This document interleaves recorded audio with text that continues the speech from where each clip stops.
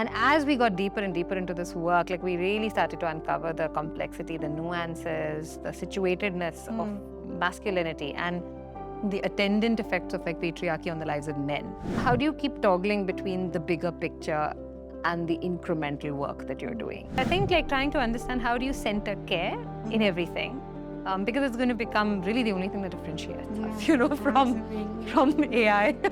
Today's guest is someone who blends sharp strategy with a deep love for stories. Natasha Joshi is a philanthropy advisor, education strategist, and development sector veteran with over 15 years of experience across India, Mexico, and Singapore. She's currently the Chief Strategy Officer at Rohini Nilekani Philanthropies and has worked with UNICEF, NITI Aayog, and Tata Trusts to always bring empathy into systems change. She's also founded the Author Prize to support emerging voices in fiction, reflecting her belief in the power of storytelling to move minds.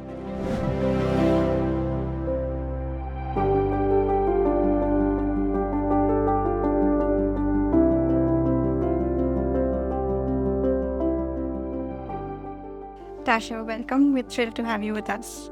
So your academic journey began with economics, studying economics, psychology, and you probably think you'll end up in banking, but what led you to this education and this development sector? We're curious to know that. Yeah, sure. So, I mean, you're right, I went to Singapore to study economics and finance. Yeah. And then when I was in second year, I ended up accidentally doing this module in psychology. Okay. It was Psych 101, and it absolutely gripped me because you studied the brain and you understood all these like interesting parts about human behavior. So I got very hooked, and I decided that I was going to do a double major in economics and psychology and not economics and finance. My father was not very happy, but I did that anyway. But yeah, you know, Singapore at that point, it is still the hub of finance as well as IT. So at that point, all of the jobs were in banking, and I did all my internships in banking. But when I was graduating, I was really keen to do something in social sciences because I had kind of gotten interested in psychology. Yet there was no work. I mean, there was no actual like jobs, you know, for a psychologist, an entry-level psychologist. So I ended up in this very interesting position working for a member of parliament in Singapore. He was a nominated member of parliament, and he also had a crisis communications agency. So I was working with him. He was helping all of the leaders, so ministers as well as the secretaries in multiple ministries, train for like, do media training. So like we used to basically try to train them in how to communicate if there is a crisis. Okay. And one of the agencies that was our client was Ministry of Education in Singapore. So we were doing all of these different scenarios with the Secretary of Education. At one point, he brought up the fact that there seems to be some amount of stereotyping and prejudice in schools across Singapore. Because Singapore is a very interesting polity, right? You have 3 different races and you have 3 different religions. So you have like the Indians, or the South Indians, and they're all Hindu. And then you have the Malays, and they're Muslims. And then you have the Chinese, and they're Buddhist or Christian. So you have a lot of intersections in terms of culture. And along with that, of course, come a lot of notions and kind of stereotypes and teasing and bullying. And so they were very keen that this be addressed. And so I think the psychologist and me got very interested. We did a whole project with all the schools in Singapore, all the principals in Singapore, and we talked about like, where does prejudice come from? How do you identify it in schools? How do you address it? So on and so forth. And that basically got me very interested in education as a system. Because I also saw like how much it can actually matter. So then I applied for a master's in education. I went and I studied my degree in ed, and then from then it went on. Nice. Yeah.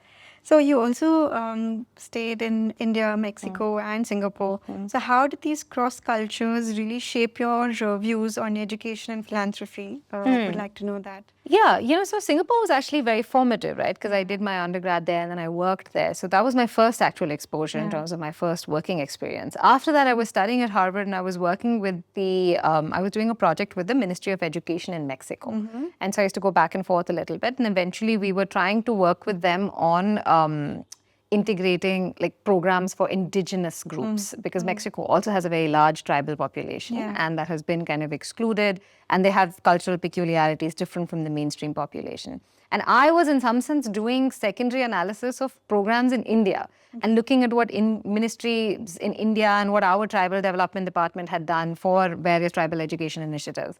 It turns out that I think India was a little bit ahead in terms of the types of initiatives we've done, the things we've tried. And my counterparts in Mexico were actually quite amazed with, with India, like the population base is always so insane that I think it was almost like 80x of what they were used to kind of working with. So they were just gobsmacked by that. Across, let's say, Singapore and Mexico. And then, of course, I came and worked in India. So in that sense, India was my last, but now longest stint. The thing is that what you start to realize with different countries is that different countries are different operating systems. And every operating system is informed by all four things, right? Economics, culture, their society in that sense, a socioeconomic sort of, and then technology. So there's a whole bunch of reasons for why a country operates a certain way. And I think learning that was very useful because it definitely strengthened my conviction that you cannot, transplant programs one from so if there's a great intervention happening in country A, parts of it can be brought here, but it has to be deeply adapted. So adaptation is very, very important because all of the other systems in a particular region and country are different. So that was one of my main learnings. And I think it has informed, of course, not just my views on education, but now also philanthropy, because we see the same thing, that we support programs for gender or for climate or anything. And programs in South India look different from North India, look different from East, look different from West. So I think when this conversation of how do you, replicate or how do you expand or scale initiatives, this localization piece is so important that I don't think it's a good to have. It's a must have. And I think that lens definitely came from working in multiple cultural contexts. The Aam Aadmi Party in Delhi, they also sent a lot of teachers to train in Singapore. So what is it that Singapore has that we lack? And, if there are one policy you feel that would make a huge difference from there in our country, would you be able to identify anything? With Singapore, there are a few things they do right for their context. And I think what we can learn from that is how to similarly identify what's right for our context. And I'll give two examples. And they're, again, rooted in the history of Singapore. So one was around the same time in the 60s or 70s when Singapore was starting to rapidly industrialize and had to build up its own local resources because they realized that, they don't have any other recourse. One of the things they realized was that their students were not very good at math. The secretaries at that time did a little tour of USA and they went to different parts of the world, UK, trying to understand what the good math curriculums are. They concluded that they're too difficult, and wherever the Singaporean children were at that point would not be able to kind of take on those difficult curriculums. So they decided to sit and just say, we'll build something entirely ourselves, very building blocks, very basic for our students. Today, that curriculum, Singapore Math, which is this very building blocks basic curriculum, is something that's renowned all over the world as the best curriculum. Other countries have adopted it. India, many schools adopt it. Looking inwards and saying, this is what we need, and then, okay, there's no ego here. We will go down to the drawing board and let's just start there. The other similar story with Singapore is the fact that they have polytechnics, so they take vocational education quite seriously. There is criticisms there as well, right? Because they tend to stream children, and then there's all of the controversy around that. But I think one of the good things they have done is that they've created this huge infrastructure for 10th onwards. And people go and do this polytechnic, which is not college. So most children in Singapore will end up in the polys and not the universities.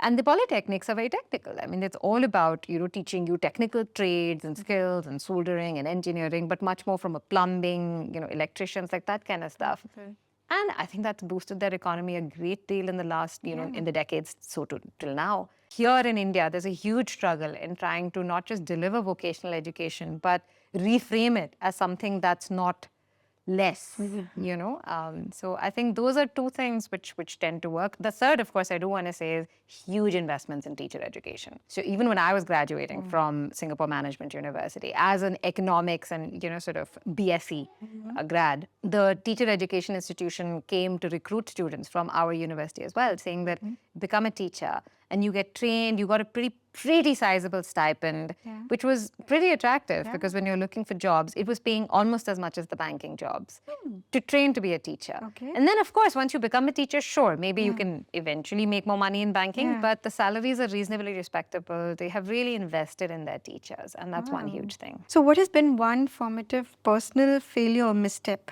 that you feel deeply informed your current leadership style? Just after I had finished at Harvard, I came back to India, and I was very excited with working at Teach for India, which was my first sort of job back in India. And that time, TFI was, not the huge behemoth it is now. And to the extent that I was in Delhi and I had to build out the North and the East operations, and we used to go to colleges saying that you should apply for this fellowship, and nobody had heard of it. Nobody had heard of it. So that was exciting. But basically, I got staffed with a team of 5 or 6 people. And they were like, I was 25, 26, they were 21, 22. And I think 1 or 2 of my people reporting to me were older than me. I spent a lot of time trying to kind of hack it and crack it on my own. And I think I realized over time that that was a bad idea. And just asking for help was okay. Like you could sort of just ask for help. You could say, I don't know. And you could start to like delegate in the sense that share power, share authority. That I think once that shift happened for me, I think I've really, to date, I think even at RNP or wherever I'm working, I'm really okay with saying, these are things I'm good at, these are things I'm not good at, and this is what I can do, this is what I can't do. And I find that everybody else around you then steps up, and then you also allow them breathing space, and then they can, find their own sort of best versions. So, yeah. And how do you stay grounded and inspired while working on some of today's most complex and long-standing issues? They do have so much more agency than we believe, sometimes, and that there is so much energy that you can just kind of leverage. So I think that's for sure. On the work front, that's my sort of grounding practice. You've also spoken about how reading is linked to speaking and listening and the importance of early childhood communication.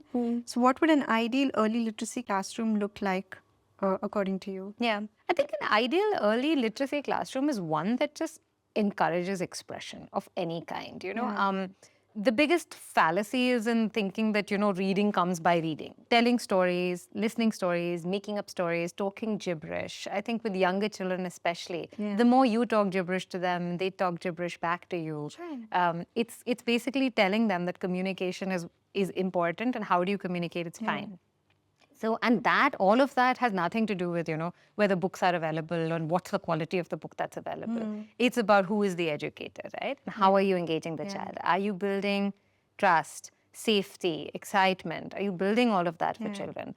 And then they'll find the way, like they'll absolutely find their own way. So saw that Rohini herself is very, she emphasizes a lot on this. So is there any learning from her that you've gathered? I think some of this is from her as well. I have seen her like interacting with children. She's a children's book author. So she's written so many incredibly funny books, and she takes children seriously, right? She treats them seriously. She doesn't infantilize children. She finds them to be a great source of learning.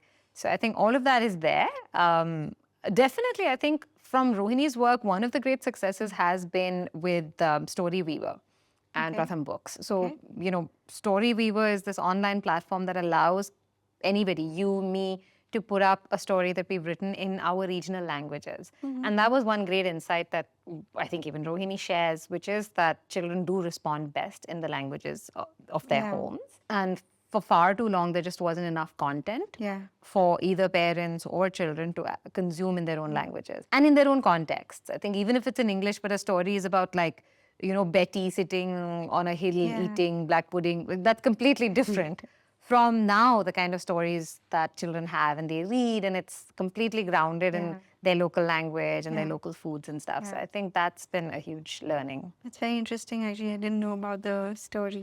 Story Weaver, it has huge. I don't even know numbers, but they're staggering. Like some of these stories have had like millions of views and millions of downloads, which would not be possible with like the hard copy format. So in your view, why do traditional education practice often fall short, and what kind of changes in classroom practice do you believe would have the most transformative impact? If I were to define traditional practices, I think one of the biggest traditional ideas is is the fact that all children learn at the same speed. All 8-year-olds must do this. You know, by the time you're 9, all 9-year-olds must do this. And I think far too many children get sort of confused, because when you look at children, you will find that each child is like accelerated in one area and sort of requires different supports in different areas. So there are no two children who are kind of, you know, exactly the same. And I think that especially with younger children, we really underestimate the difference between 6 months, 8 months, 1 year, you know. So even age differences make a huge challenge, which traditional education systems don't take into account. The fact that you're a boy makes a difference. There's enough research now to show that boys should probably start 1 year later after girls, because they have different circuits. There's also a huge emphasis on public order, right? Like order and decorum is very important in education. So I think all of these different things kind of make the learning environment for children very artificial from what actually humans... competitive. And competitive for sure. I think there's a great book actually, which I want to sort of leave as a recommendation. It's called The End of Average. It's by Todd Rose, and he's a Harvard faculty member. And he's written this wonderful book about mastery, saying that ultimately what should matter is that the children should ultimately learn to read and write, right? Now, whether they learn it in 1 month or 5 months or 10 months, it should not matter so much, you know, because as long as they catch up, by the end of their like 25 years of development, if they have converged, and if every child has gotten to this point at 25, it doesn't matter whether, you know, you learned how to do 2 plus 2 at 3 and then I learned it at 5. It's okay. But we make it so narrow. And the other big misconception I feel traditional systems also have, and it's there in the language, right? Fast learner, slow learner, is that fast is good. That somehow the person who learns fast has learned better.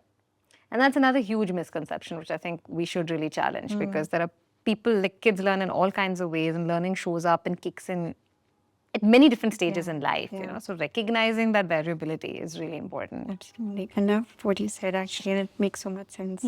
The no detention policy continues to be debated in India.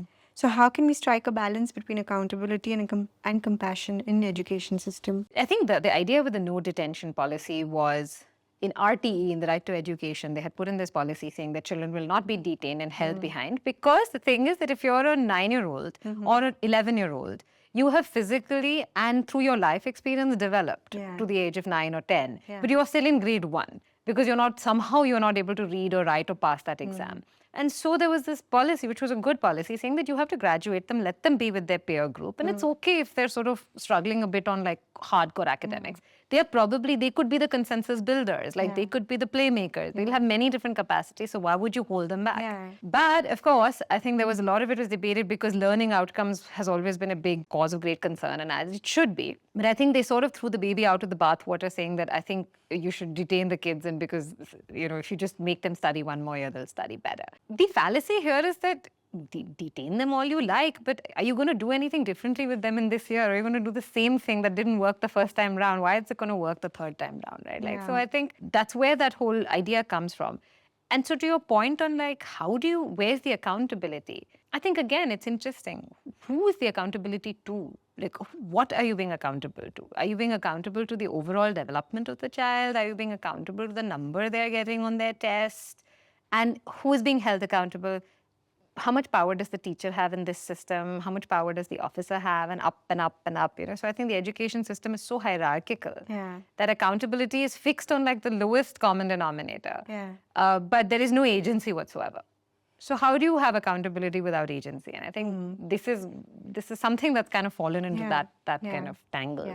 Philanthropy often walks a tightrope between being directive and being enabling. So how do you maintain that trust-based approach, especially when tackling complex, wicked problems? I think that if you have to tackle complex, wicked problems, the only way to do it is by having a trust-based approach, because a control-based approach is not going to work. The only way you can do is by sort of, you know, radically empowering everybody around you to then perhaps be responsive to whatever is closest to them, whatever they can see. So at RNP, our method and approach is to do grant making in a very trust-based manner, where we sort of rely on implementing organizations, nonprofits, civil society organizations, to do the work that makes sense to them, to respond to the problem that's right in front of them. And our job is to enable that process.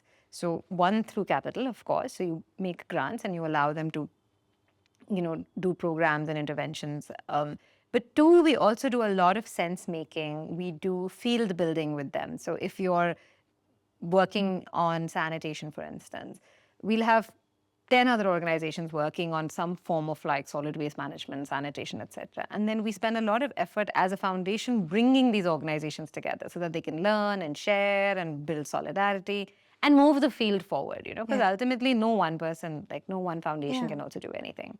So our approach with trust-based grant making includes freedoms for organizations to fail. I think experimentation is really important. And many organizations aren't allowed to experiment and fail. And failure is always seen as failure rather than learning. So that's one big thing. The other, of course, is we do a lot of coalition building, trying to see how can the whole be bigger than the sum of the parts. And then we support a lot with storytelling and communication as well, because how are we able to talk about all of this work and how do we capture success, progress, all of that. So those are various methods for us. R&B also focuses on Samaj or society first frameworks, right? So how does this policy translate into real decisions on the ground?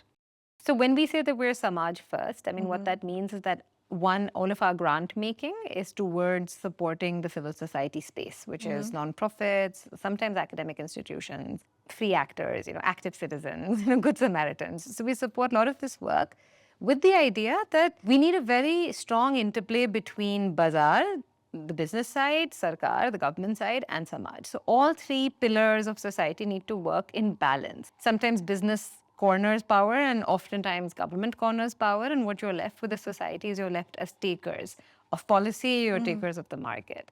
But in reality, I mean, each one of us is a citizen first, right? We're a member of society first. And how do we create a space for ourselves so that this voice is actually implemented in a way that policy is serving what people want, right? The markets are delivering what's good for us rather than what's only good for profit. So I think that's what we mean when we say we're Samaj first. And we try our best to kind of get actors on the field and people who are representing the Samaj sector to have a voice, to be able to kind of do their work and level with business or government. And that works better? One of the best examples of where this worked really well was COVID, right? When COVID happened, initially when it happened, the markets were clueless. I mean, they didn't know what to do. And government was a little bit stunned as well because nothing like this had happened before. Who were the first responders? It was a lot of people on the ground, in terms of figuring out what's needed, how to get food, how to get ration, how to reach the most needy, what to do with all of these, migrants. So it was a lot of it was the huge lattice and network of nonprofits. Research we've done, which we have supported, where then, local government started partnering with NGOs saying, give us the data, like which hospital, what, etc. There was a volunteer network. So all of this was essentially society waking up. And society came first. Then by the time the markets and government got oriented, and then they took on because they could do the scale piece very well. But I think society always responds first. So you've worked with various segments and areas, like you've done something with justice, civic engagement, climate, mental health. What resonated with you the most? So actually the thing that was closest to my heart when I joined the foundation was the work that we were looking to do on masculinity. And it was this idea that you have to work with boys and men and you have to bring them into the gender equity agenda. You really have to understand what's plaguing them, what's happening in their lives. And as we got deeper and deeper into this work, we really started to uncover the complexity, the nuances, the situatedness of masculinity and the attendant effects of patriarchy on the lives of men. And also really how it's really not a men or women thing. It's men and women now. So for us, our portfolio is always it's men and women and other genders, So that is actually one piece that's been very close to my heart because it was very difficult, Neha. When we started even 7-8 years ago, it was seen as very antithetical. It was sort of, why are you talking about men? And in particular, as a grant allocator, you're giving money to work for the, uddhan of boys. It came across as disconnected from what was really urgent, which was issues of women's empowerment. But now, interestingly, the world, there's a global narrative and the problem has become far more, it has surfaced far more. The segue from that portfolio to the one that we are leading and driving very hard at RNP now is the one on mental health, right? Because that seems to be, again, one of the, I think it is the challenge of the future, Yes. and that's the human frontier, and we have to deal with that. And so that's the other portfolio that I'm now very, very intentionally building up, because there's a huge need to kind of bring coherence in all of the mental health discourse, practices. So could you elaborate a little more about the mental health that you're doing with NIMHANS? I know that recently you had a huge grant, you know. What we've been finding, why we are very interested in supporting mental health programs. So one is, of course, we're supporting this fundamental research piece with NIMHANS and NCDS. And that is looking at 5 severe mental disorders. And we're trying to understand the kind of genetic predispositions and what's the sort of molecular biology there by using clinical data. And that's very important because I think it's a long-term project. It's a 20-year project. Like with research, there are no guaranteed outcomes, you know. But I think that in India, and we are also becoming wealthier as a country, I think it's really important for philanthropy to start looking at these kind of, you know, building up intellectual infrastructures, building up sort of, you know, scientific products in India. So this was one sort of attempt at doing that, saying that let's support the building up of an institution and its research. But outside of that, in addition to doing fundamental research, the grant also looks at building a bridge between scientific expertise that's in NIMHANS and NCVS, and then the kind of community mental health programs that are happening on the ground. So how can we build a bridge between science and society? And we thought the best way to do it was to do a festival. So we run this mental health festival called Manotsav. It happens in Bangalore. And the idea is that it's this kind of one-stop solution for all kinds of most important topics on mental health. They're addressed from the clinical lens, they're addressed from the scientific lens, like the neuroscience lens, but they're also very much platform lived experiences, which is people who've actually gone through these experiences and then they've kind of found solutions for themselves. So it's a nice amalgamation of, you know, expertise as well as lived experience and community programming. So we are doing a lot of that. And that I'm very excited about because we have like, I don't know, I think maybe 30 literature festivals across India, but we don't have one kind of mental health festival, which is really talking about something that's so vital. So last year, one of our most well-attended and popular panels was on ADHD. And we had a panel where we had sort of a clinical psychologist from NIMHANS talking about children and adolescents. And then we had another one from Amaha talking about adult ADHD. And I'm happy to send it to you also, like the panel has been recorded, but it was very revealing and I thought it was a very important conversation. Yeah, so on ADHD, I think that's a very important topic because a lot of people are talking about it.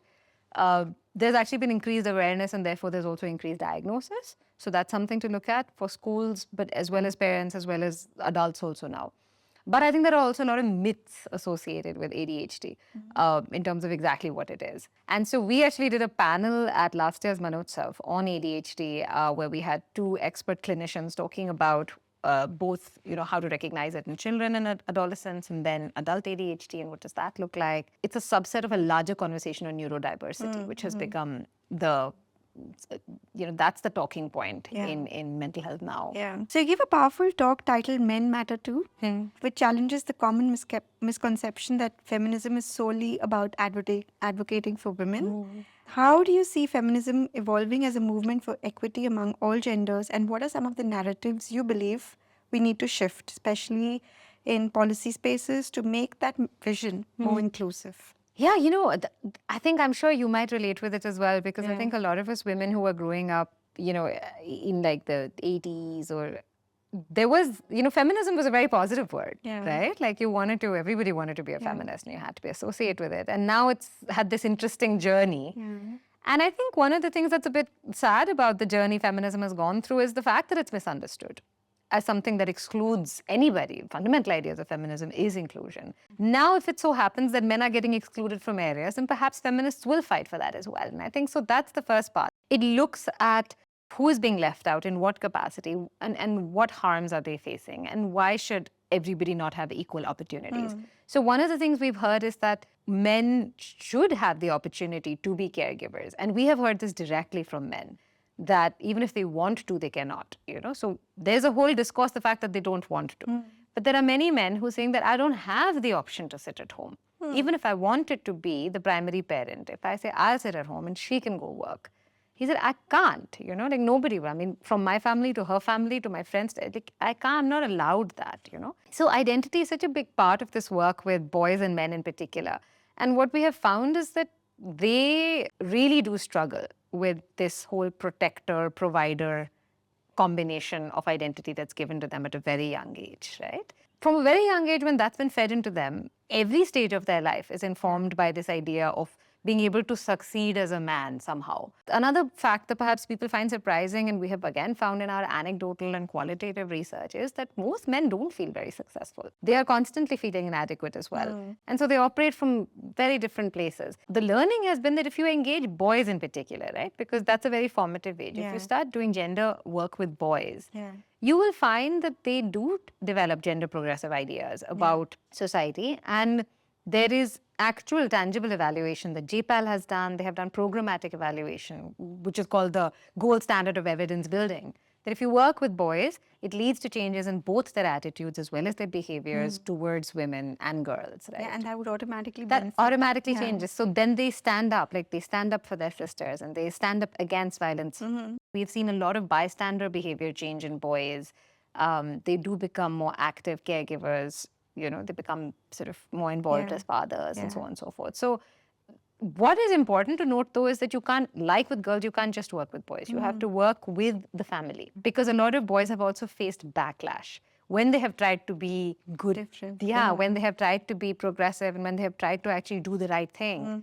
There's a lot of backlash from the older men in the community or even the older women in the community and then their peer groups. So they're up against a lot. It's not as easy to just, do the laundry and do the dishes. It's not as easy as that, is what we've learned. Nice. So did you find it challenging in the beginning? Yeah, because absolutely. Yeah. Because one, we had to build a lot of knowledge, right? We had to build a lot of like artifacts, knowledge, evidence. We had to interview lots and lots of men. We had to sort of read a lot of transcripts and stuff. And now that we've done all of that, we have enough evidence to know that gender programs do work.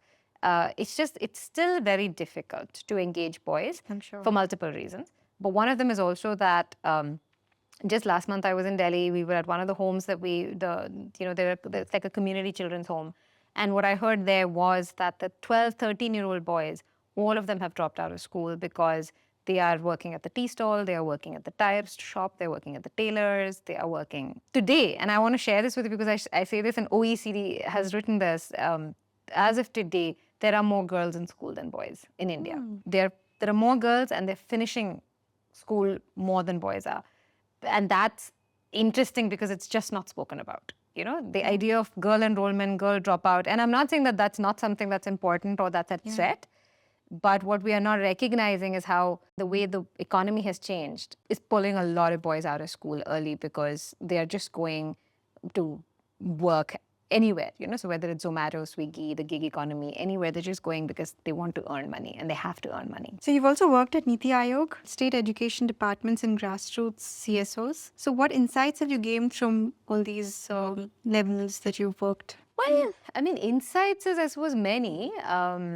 But I think the one thing that I've really learned, I will say, is that, there are good people everywhere. And I want to say this because I think with government, there's this notion, that government is this monolithic, kind of unfeeling entity. But that's not true, I think government, firstly, it has many levels. And two, at any level, you will always find this committed officer who is doing so much more than you can imagine.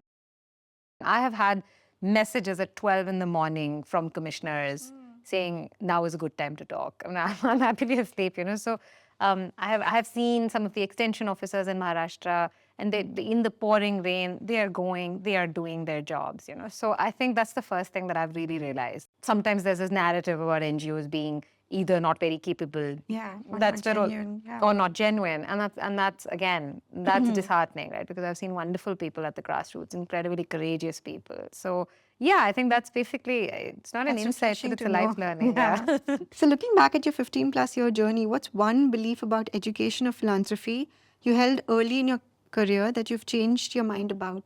I started out on the kind of, let's say, philanthropic side with UNICEF, with, multilateral aids and so forth. And all of the work was always very targeted at marginalized and, the very, like, poor populations. But I think what I've come to realize with philanthropy in particular and family philanthropy, I think the West has done it, but India is starting to do it. And we were talking about museums, is that, while it's very important to sort of work for the needy, for the poor, for the hungry, I think it's really important to build up your public intellectual infrastructure as well, So I think philanthropy plays a role in also building up the elite of the country, because the elite will hold power no matter what you do, right? The elite hold disproportionate power. How do you inform their values? How do you inform their kind of ethos? Philanthropy has a role in that as well. And I think that trickles down in many, many very powerful ways. So that's something that I've come to learn. What's a story, poem, or any book writing that has been an integral part in shaping your mindset as a change maker? There are several really beautiful pieces, but I think what I read more recently, I read this book called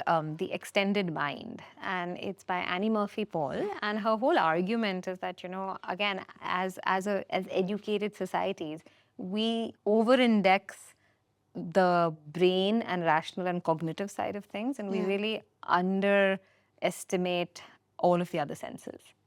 So whether it is your sight, your sound, your touch, and your intuition, right? And I think now I've come to an age where I can say these things. When you were younger, you were very conscious of saying that we should all go by our gut. But I think as you get older, you really start appreciating your gut. Again, what's great is that she has layered on all of the science. So she's a neuroscientist, and she has shown you multiple examples of where your body knows before your mind does, so your brain does. So there are things that you know that you don't know you know. And I think leaning into that whole self is very important if you want to go into the change-making space.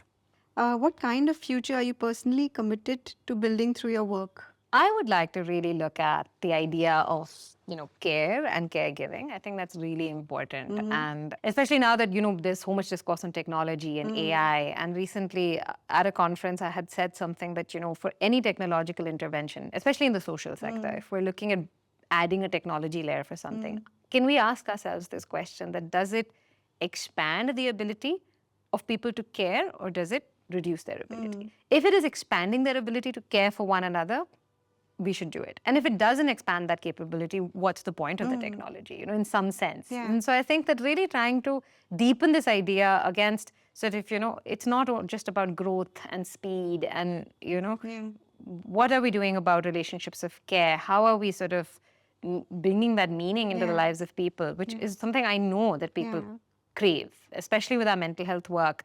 We're constantly seeing this deep yearning for connection. And you're finding that that's not there. It's sort of eroding.